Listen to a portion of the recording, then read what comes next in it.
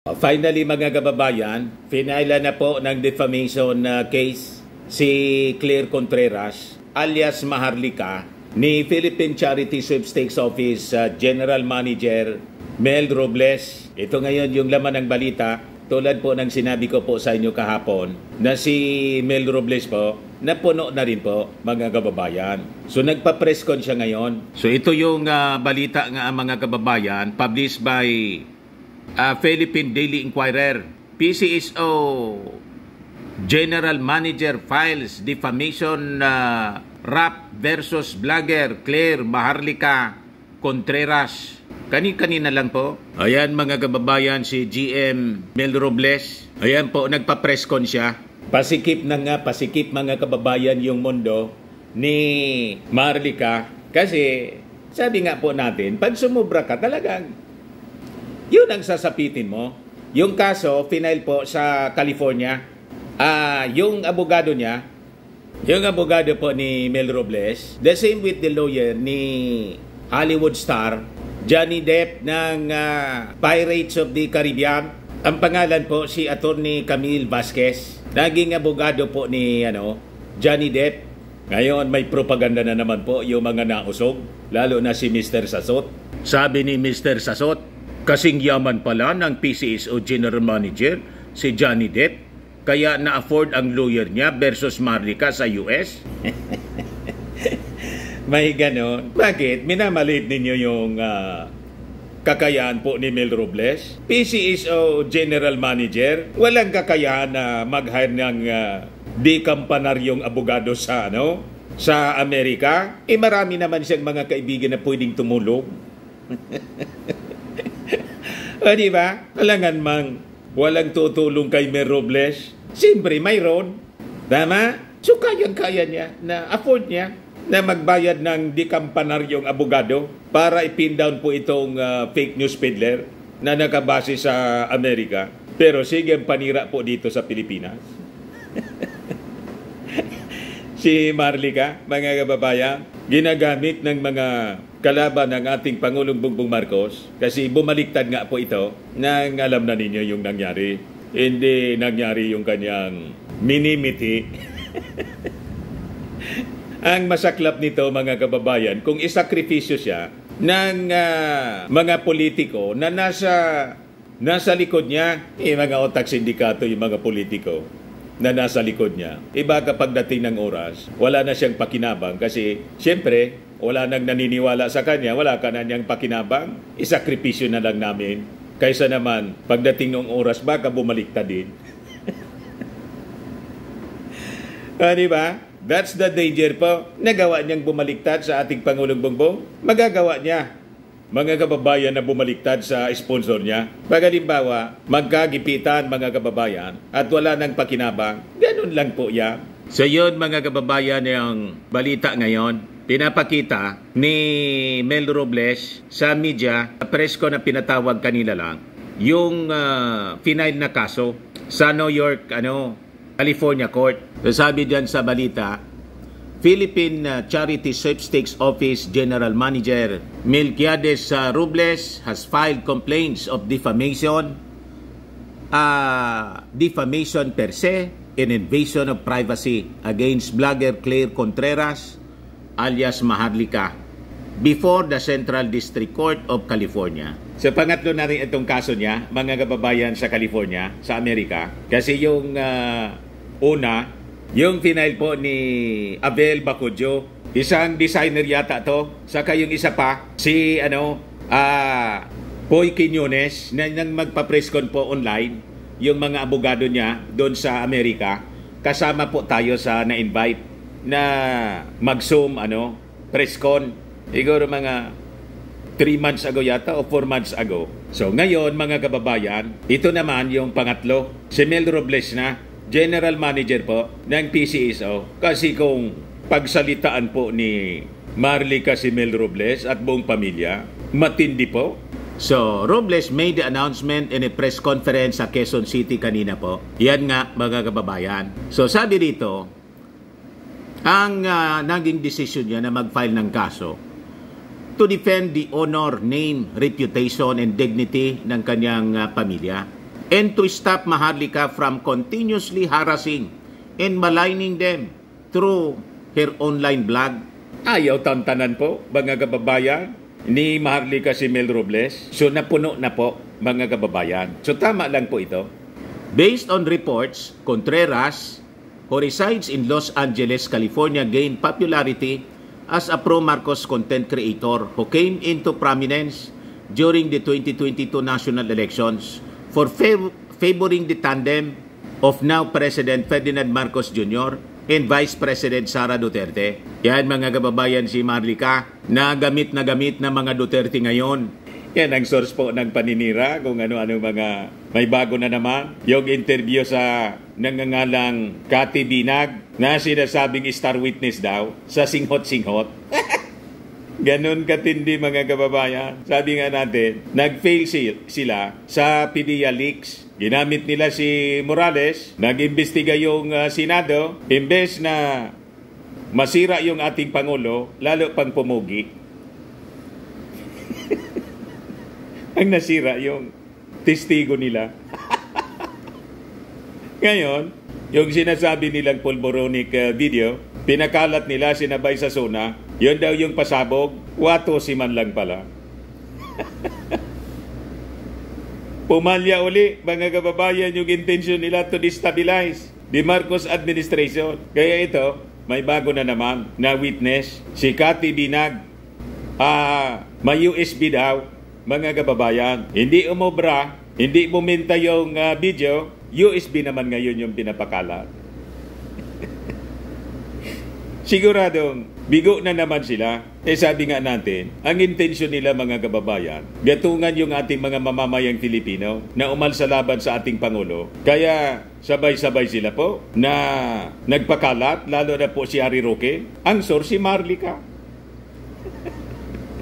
Yun ang pinaniniwalaan ni Harry Roque. Ganon katindi. Lahat sila naging fake news peddlers na po. O ngayon, napuno na si Mel Robles mga kababayan kasi kasama si Mel Robles sa sinisiraan po. O ito na ngayon.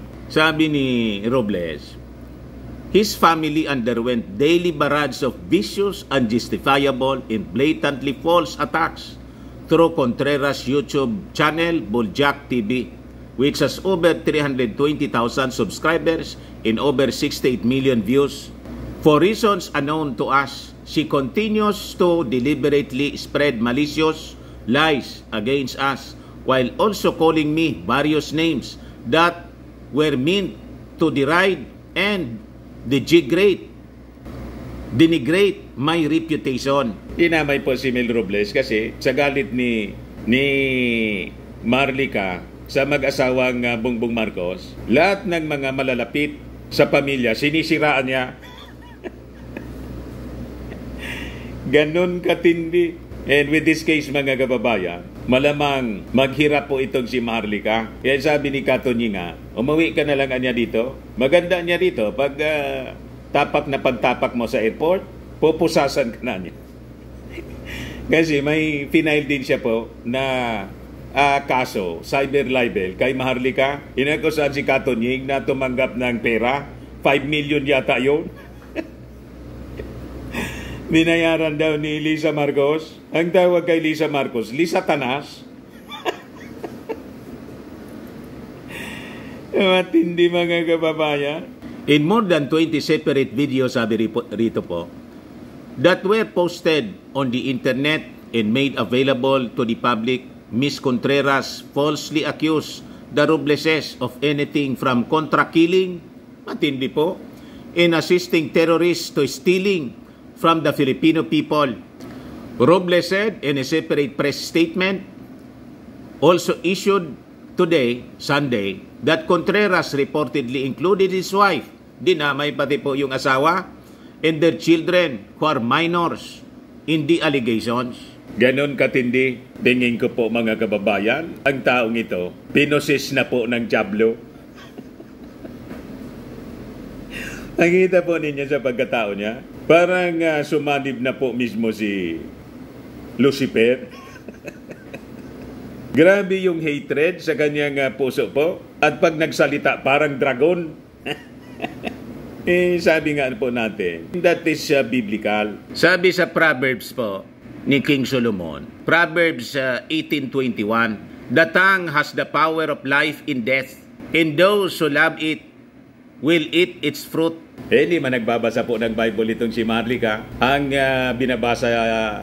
binabasa yata nito, satanic verses. Ang source niya po ng mga balita, puting ahas. Ang ahas po, simbolo ng dyablo. So yun ang source niya. Yung mga ignorante man niya, na mga followers po, tagahanga niya, ganun din, naniniwala po sa mga pinagsasabi ni Marlica kasi pari-pareha sila, mga sinungaling. Diba? Pag pari-pareho pong mga sinungaling, sila, nagsusupport sila sa bawat isa. Kaya sabi po ni Mel Robles, Miss Contreras' posts have made Sher Wills, in particular, yung anak niya, afraid for the safety and well-being of her family, especially her children. The Robleses bring this action to hold Miss Contreras accountable for her malicious and harmful online campaign against them. Sabi po sa kanyang complaint, Inquirer.net sought the side of Contreras on her official Facebook page regarding the matter, but she has yet to reply as of this posting time. So ito po, pakinggan natin yung press con ni Mel Robles.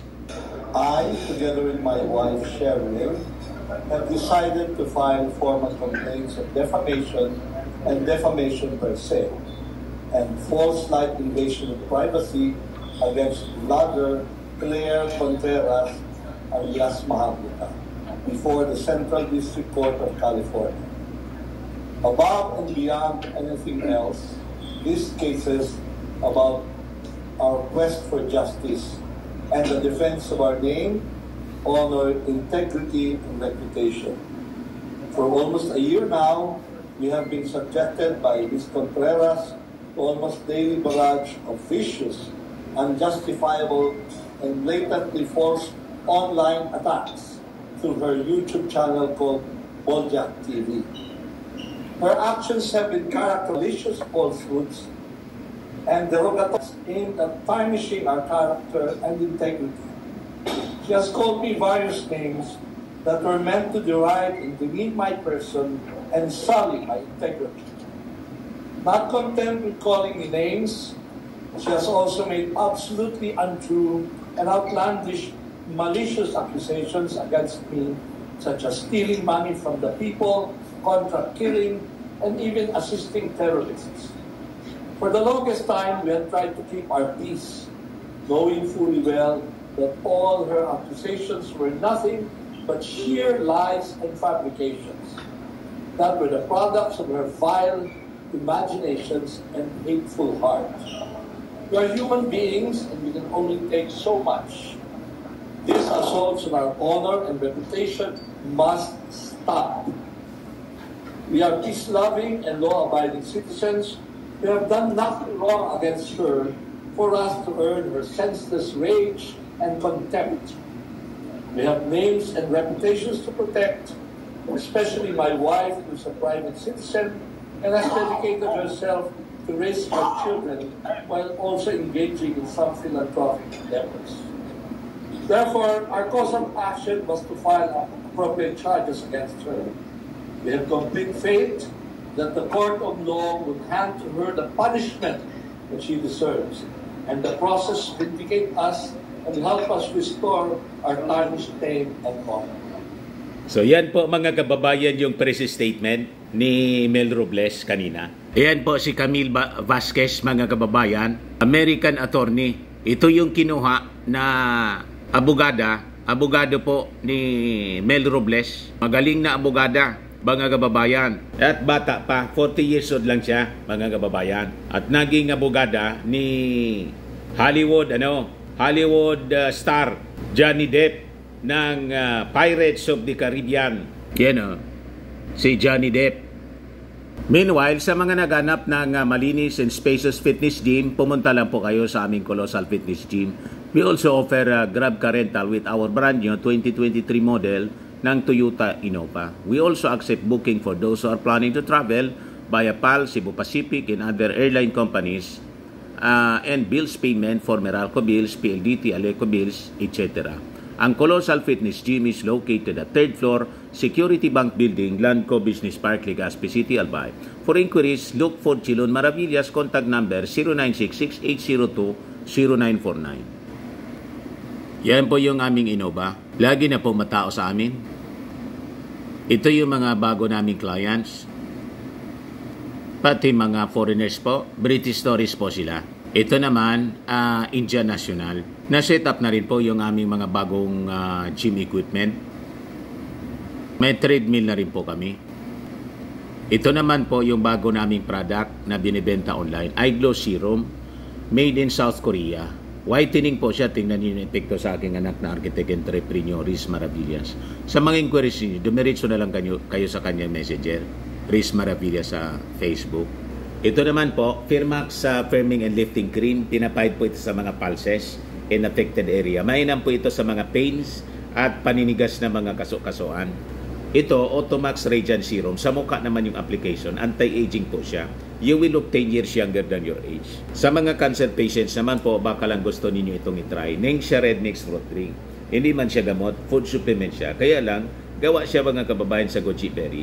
Yung goji berry may anti-cancer properties. Yung mga inquiries ninyo, dumiretso na lang kayo sa aming messenger sa Facebook para masagot namin agad. Ayos pa? Ayan man lang po mga kababayan. Bye-bye. God bless.